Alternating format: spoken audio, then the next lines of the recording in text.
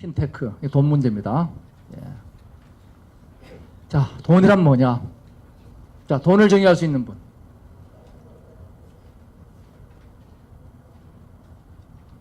돈 생각보다 정의 어렵지 않아요. 쉽지 않습니다, 돈. 자, 화폐란 결국 보면은 실러가 있는 숫자의 교환입니다. 바로 이렇게 놓고 보면은 돈은 스마트폰하고 거의 일치에 들어가게 됩니다. 금융이란 뭐냐? 과거에는 우리가 돈 빌려주는 사람하고 돈 필요한 사람하고 만나기도 어렵고 만나다 치더라도 금액이 안 맞아. 소위 규모의 미스매치. 그 다음에 기간이 안 맞아. 기간의 미스매치. 그 다음에 가치 미스매치. 이런 것들 때문에 중간에 금융업이 생겼죠. 근데 얘들이 함부로 못하게 정부가 규제를 했습니다. 이게 필요한 겁니다. 지금까지 금융의 규제는 이랬죠. 그래서 금융은 가치와 보안과 연결, 이 세 개의 요소로 구성되어 있다. 그러면은 우리가 필요한 건 뭐냐? 빅데이터와 보안과 연결 플랫폼이 바로 우리가 새로운 금융의 그림이라는 거죠. 여기에 정부가 당연히 새로운 형태의 규제를 해야 됩니다. 이것이 새로운 핀텍의 국가 전략이 돼야 되는 거죠. 우리가 놓고 보면은 가치는 어디서 만들어지느냐? 우리가 가치는 빅데이터 분석을 통해서 만들어집니다. 저 사람이 지금까지 신용이 어땠느냐? 그거는 과거에 빅데이터 분석을 해보면 나오죠. 이 회사의 미래 투자 가치는 어떠냐? 그런 업종과 이런 패턴을 분석해보면 미래 가치가 나오겠죠. 이것이 가치는 모바일 빅데이터 분석입니다. 보안은 뭐냐? 모바일 인증 기술인 거죠. 연결은 모바일 플랫폼입니다. 결국 이건 뭐냐? 모바일화입니다. 금융의 모바일화가 핀텍이다. 이렇게 우리가 정의를 하고 갈 수 있죠. 여긴 두 가지 요소가 있습니다. 두 거래 상대방 더블 사이드에 대해서 실시간 저비용의 보안 연결이 돼야 됩니다. 보안 연결이 돼야 되고, 그 다음에 이 양자에 대해서 가치 분석이 돼야 돼요. 얘는 어떤 애고 얘는 어떤 애인가. 여기에 바로 빅데이터를 통한 수요자 공급자의 가치 분석. 이 두 가지가 핀텍의 양대 플랫폼입니다. 이래서 이제 핀텍은 기존의 그 롱테일 쪽이 먼저 핀텍으로 가죠. 그래서 80대 20의 파레토 영역은 과거 반스 앤 노블이 했듯이 여기가 이제 아마존이 했듯이 여기가 주로 새로 들어가는 핀텍 기업의 영역이 되겠죠. 그럼 뭐가 달라지느냐? 과거에는 안전하고 편리한 금융은 없어요. 안전하고 불편하거나. 그래서 집을 사고 팔 때는 우리가 공인인증서 주고받죠. 그 다음에 편리하고 위험하거나 우리가 편의점 가가지고 그냥 카드 쓰고 사인도 안 하고 오고 그럽니다. 이게 기존 금융의 영역이었습니다. 그래서 이 영역 안에서 놀았는데 지금 핀텍이 뭘 바꾸느냐 하면 안전하고 편리한 새로운 금융을 만들어내고 있는 거죠. 한국은 이제 바뀌었지만은 지금까지는 바로 공인인증서로 대표되고 있는 불편하고 위험한 금융이었습니다. 핀텍은 보안 연결 플랫폼과 빅데이터 플랫폼입니다. 이렇게 이해를 하고 가시라 이거예요. 자, 그럼 핀텍의 지금 시장 현황은 어떠냐? 핀텍을 바라봤을 때 지금까지는 어디가 제일 먼저 우선이었느냐? 지급결제가 우선이었습니다. 2008년도 지급결제가 70%였어요. 근데 앞으로 어떻게 될 거냐? 지급결제는 뒤로 밀려나가게 됩니다. 그래서 핀텍이 계속적으로 새롭게 증가하는 게 가장 간단한 지급결제에서 투자 분석을 하는 쪽으로 점점 이동해 나가게 되죠. 이래서 이제 미국, 영국, 중국에 가까이 보면 미국이 세계 최대 핀텍 기술 국가고 영국은 정부가 적극 지원을 하고 중국은 뭐냐면 정부가 아예 이러한 산업을 이끌어가고 있습니다. 그래서 알리바바, 텐센트 같은 IT 기업들이 핀텍을 이끌어가죠. 한국은 우간다하고 지금 비슷한 수준이죠. 예. 자, 이 핀텍 부진의 이유가 우리 기업 때문인가? 실제로 보면은 페이먼트라든지 우리가 핀텍 금융, 온라인 은행을 보면은 전 세계적으로 한국이 가장 먼저 시작한 국가입니다. 실제로 우리가 전자로 돈을 주고 받고 하는 것도 세계에서 가장 먼저 시작했죠. 바로 우리 금융 규제 문제죠. 그러면 한국이 앞으로 이제 이 핀텍 산업을 어떻게 가야 될 것이냐? 전 세계 핀텍 산업을 한번 들어가 보면은 실리콘밸리에만 지금 3,000개가 넘으니까 요 핀텍이 이렇게 발전합니다. 결제, 가장 간단한 결제에서 송금을 거쳐서 환전, 요까지가 쉬운 분야입니다. 왜냐하면 이건 빅데이터 분석 안 해도 돼요. 그냥 현금 박치기하고 주고받고 이것만 하면 됩니다. 그 다음 융자를 하려면 너 옛날에 어쨌냐 하는 걸 봐야 돼요. 보험을 하려면 좀 더 많이 봐야 되죠. 증권은 미래를 봐야 됩니다. 투자는 이제 더 어렵게 봐야 되는 거죠. 예. 그 다음에 기분합세는 뭐 이건 당연한 거고, 이러한 분야에 걸쳐가지고 수많은 핀텍 기술들이 그 결합돼 들어가는 게 핀텍입니다. 그래서 핀텍이 단순히 결제만 하는 건 아니다. 결제를 보면은 우리가 흔히 신용카드가 핀텍에서 굉장히 중요한 역할을 한다고 그러는데, 신용카드 기반의 핀텍의 시대는 이제 저물고 있습니다. 이제는 전자지갑과 가상화폐기가 넘어가는데 요거는 아직까지 퀘스천이에요.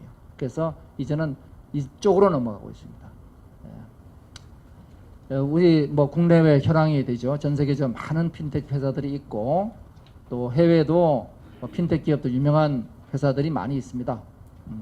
이제 끝판왕으로 애플페이가 등장하고 있고, 근데 최근에 이제 나온 게 뭐예요? 위챗, 페이스북, 메신저잖아요. 우리 카카오톡 메신저입니다. 이 메신저가 여기다가 20불 하고 써가지고 내가 보낼 사람한테 보내면 끝났습니다. 수수료도 없어요. 자, 이게 뭘 의미하고 있느냐? 신용카드 기반에서는 수수료를 안 받을 수가 없습니다. 기본적으로 신용카드는 2.9%의 수수료를 내야 됩니다. 그런데 이제 소위 무료로 송금할 수 있는 이러한 서비스들은 다 신용카드를 기반으로 하지 않고 있습니다. 돌이켜 생각하면은 신용카드는 우리가 현금을 가지고 다니지 않는데 지불하기 위한 보조수단이었습니다. 근데 이제는 내가 직불카드나 다른 MMF 계좌를 통해 가지고 현금을 직접 온라인으로 주고받을 수 있게 됐어요. 이게 커넥트드입니다. 따라서 페이먼트에서 메신저가 무료 페이먼트를 시작했다는 건 뭘 뜻하고 있느냐? 이제는 이 핀텍이 거대한 변화, 신용카드의 붕괴를 얘기하고 있습니다. 자, 한국에서도 이제 알리페이가 뭐 이렇게 뭐 하고 있죠. 가만. 국내에서도 지금 삼성이 루프페이를 인수했습니다. 여기 뭐 와 계십니다만은, 예, 요 오래 가는 거 아니죠. 왜냐하면 신용카드 자체가 오래 가는 게 아니기 때문에. 그리고 마그네틱 스트라이프는 더 오래 안 가죠. 예, 그러니까 중간 단계로 가면서 우리가 연결하는 연결 징검다리다, 뭐 이렇게 보시면 될 것 같습니다. 왜 지급 결제가 중요하냐? 우리가 O2O 비즈니스, 또 PSS 이런 것들은 전부 다 필요할 때 돈을 주고받을 수 있어야 돼요. 이래야지 비즈니스가 제품과 서비스가 결합이 됩니다. 그래서 PSS의 시대에서는 지급 결제가 실시간 결제로 이루어집니다. 이 실시간 결제 때문에 지급 결제가 대단히 중요해지고 있는 거죠. 예. 자, 소액 대출 시장이 굉장히 크고 있습니다. 굉장히 크고 있는 게 지금 뭐 중국에는 1540개가 작년 말에 등장했는데, 이러한 신용 소액 대출 시장이 정말 중요한 것은 대한민국의 중산층, 특히 자영업을 위해서 어마어마하게 중요합니다. 지금은 우리가 제대로 신용 관리가 안 돼가지고 3% 이하의 저금리거나 30% 이상의 고금리거나 가운데 시장이 우리나라에 실제로 존재하지 않습니다. 이 존재하지 않는 이유가 뭐냐? 바로 신용 분석이 안 된 결과이죠. 그럼 우리는 어떻게 되느냐? 여기를 신용 분석을 하면 됩니다. 신용 분석을 해가지고 이렇게 세분화시키면 돼요. 그러면은 여기에 새로운 시장들이 만들어지게 되죠. 저는 이 자영업자의 핀텍이 대한민국에 어마어마하게 큰 시장이고 국가 전체로 미치는 임팩트가 크다고 생각을 하고 있죠. 융자보다 더 어려운 게 투자입니다. 투자는 왜냐하면 미래 가치를 분석해야 되잖아요. 그 미래 가치를 분석하는 이 투자 시장에서 지분 투자형 크라우드 펀딩이 전 세계로 급속도로 확대돼 나가게 되죠. 한국에서는 온오프 믹스 같은 데가 뭐 받았죠. 근데 궁극적으로 모든 시장에서 제일 큰 거는 인터넷 은행입니다. 그래서 기존의 은행과 인터넷 은행이 이제는 비대면과 대면 채널로 해서 나눠지게 되는데, 앞으로 인터넷 은행을 누가 잡느냐가 관건이 되죠. 중국은 이미 게임이 끝났습니다. 해외에 이제 보면은 미국의 얼라이뱅크나 차슈슈왑 같은 데가 지금 100조가 넘는 거래를 하고 있는데, 전체 은행 거래의 3분의 1 이상이 급속도로 인터넷 은행으로 넘어갑니다. 근데 이 문제는 규제의 문제일 뿐이에요. 지금 중국은 지금 위챗과 알리바바에 인터넷 은행을 넘겨줬기 때문에 거의 그쪽으로 게임 끝났다고 봐도 될 겁니다. 송금이 유명한 트랜스퍼와이즈는 송금 수수료를 기존은행에 10분의 1로 바꿨어요. 어떻게 바꾸느냐? 많은 송금을 영국하고 미국 사이에 송금하는 사람들이 있으면 그중 일부는 서로 짝짓해주면 돼. 얘 미국에서 영국 성공한 사람이 있고 영국에서 미국 성공한 사람 다 묶어보면 영국에서 영국, 미국에서 미국으로 연결해주면 됩니다. 이게 바로 환칙입니다. 한국에서는 불법이죠. 예. 가상 환전으로 환전 수수료가 발생하지 않고 있는 겁니다. 궁극적으로 앞으로 환전 사라집니다. 보험, 당연히 클레임 분석하고 가격 분석, 마케팅 분석 전부 다 이게 뭐냐면은 빅데이터 분석 영역이 되겠죠. 자산 관리 마찬가지입니다. 예. 그리고 사기 방지. 전체 우리가 빅데이터 투자를 놓고 보면은 핀텍 투자를 보면은 앞으로 10년 후에도 전체 투자의 20%에서 30% 사이는 이 프로드 디텍션 시스템, 사기 방지 시스템에 투자가 됩니다. 왜냐하면 이것이 뭐냐면 간편하게, 편리하게, 안전하게 이 문제를 풀어주는 답이 되기 때문이죠. 그래서 이 사기 방지 시스템 투자가 굉장히 큽니다. 실제로 이 사기 방지 투자 시스템 때문에 영국의 금융 IT 투자의 40%, 50%가 FDS에 투자되고 있어요. 한국은 얼마 투자는 거의 안 하고 있습니다. 왜냐? 안 해도 지금까지 괜찮았으니까. 지금 카드가 일부 하고 있고 은행 지금 PG사가 일부 하고 있죠. 지금 요 FDS 투자가 한국에서 당분간 엄청나게 늘어날 분야일 겁니다. 결국 이 빅데이터 문제입니다. 아까 본 것처럼 빅데이터가 발생하고 수집하고 저장되고 맞춤 예측하고 이게 뭐냐면 각각 개인의 과거 활동들 지금 은행이 갖고 있는 과거 금융거래밖에 안 가지고 있어요. 그런데 왜 알리바바가 이런 사업을 잘할 수 있느냐? 알리바바가 잘할 수 있는 이유가 그 사람들은 페이먼트 게이트 PG사를 쭉 하면서 알리페이에서 누가 돈 지불했고 누가 안 했고 누가 떼먹었고 누가 클레임 받았고 다 알아요. 그럼 그걸 가지고 하니까 기존 금융회사보다 실시간으로 대출을 하면서 디폴트 레이트가 절반밖에 안 됩니다. 이런 게 전부 다 빅데이터 분석이죠. 이 데이터를 어디서 수집해요? 각종 활동에서 수집하죠. 그래서 그걸 지능 알고리즘 가지고 분석해서 맞춤 평가를 하는 거죠. 여기 이제 우리가 플랫폼 기업들이 역할을 하게 됩니다. 구글이 들어서고 카드사가 들어서고 심지어 스타벅스 들어서고 이런 일들을 하게 되죠. 바로 알리바바 에코시스템이 알리바바가 한국보다 늦게 알리페이를 시작했죠. 우리가 훨씬 먼저 시작했습니다. 우리는 정부 규제 때문에 못했지만은. 그래서 이걸 가지고 대출, 알리바바 파이낸셜을 만들었는데 이 빅데이터가 있으니까 대출의 디폴트를 줄일 수 있는 거죠. 그 다음에 위어바오, MMF 투자를 만들죠. 왜냐하면은 이 은행 계좌 없이 자기들이 현금을 가지고 투자를 하니까 그 남아있는 돈을 MMF 구자에 놓고 투자 수익을 더 주게 됩니다. 그래서 보험, 은행 다 이제 넘어가는 거죠. 앞으로 어떻게 진행할 것이냐. 가장 처음에는 연결과 빅데이터 플랫폼 중에서 연결 플랫폼이 쉬우니까 먼저 이것부터 발달한 거죠. 그래서 우리는 지금까지 결제 성금부터 시작한 겁니다. 전 세계적으로. 이제 이거는 게임 끝났어요. 게임 끝났고 이제 어디로 가고 있느냐. 소액 자산 관리로 들어갑니다. 이 분야가 지금 핫한 영역이죠. 여기가. 빅데이터를 이용한 소액 결제, 소액 부분들. 여기는 굉장히 정치적인 영역입니다. 그래서 이노베이션이 핀텍에서 파이낸싱이 테크놀로지로 오는 게 점진적 혁신이고 테크놀로지가 파이낸싱을 바꾸는 게 Y적 혁신입니다.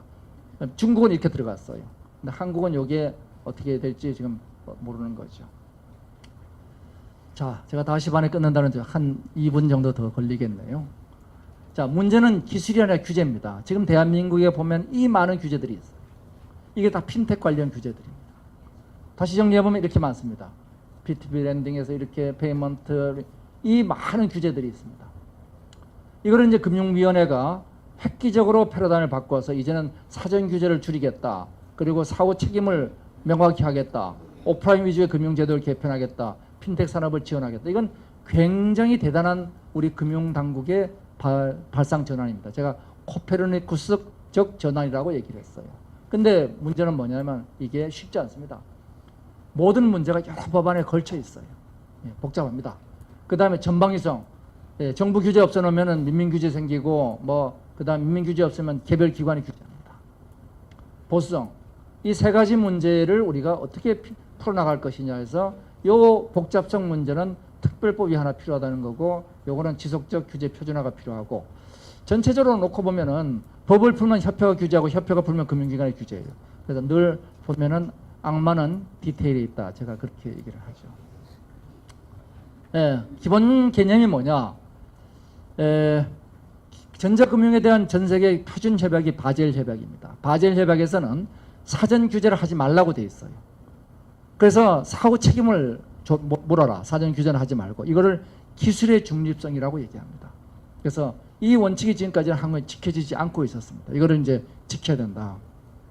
그래서 두 번째는 작을 때도 우리는 문제가 없도록 미리미리 규제합니다. 미리미리 규제하지 말고 영국은 300만 파운드, 미국은 300만 불 이하는 규제하지 않아요. 작을 때는 내버려 둡니다. 그리고 커지면 그때 적정한 규제를 하죠. 작을 때부터 모든 문제를 미리 예측해서 규제하면은 새로운 게 나오기가 어렵죠. 혁신의 씨앗이 안 뿌려지죠. 그다음 세 번째가 정보 개방과 정보 보호인데 정보 개방과 정보 보호의 균형이 중요합니다. 어느 한쪽만 강조하면 이게 안 되는 거죠. 그래서 빅데이터와 개인정보는 본인 동의하에서 개방하는 걸로 해줘야 되죠. 그래서 이 규제 계획의 개요가 뭐 이렇게 정리된 요거는 자료로 보시면 될 것 같고 주체별로는 마지막 슬라이드가 되겠습니다. 정부가 해야 될 일, 기업이 해야 될 일, 기관이 해야 될 일. 이 세 가지로 정리하고 오늘 장장 긴 시간 얘기 여기서 마치겠습니다. 예, 감사합니다.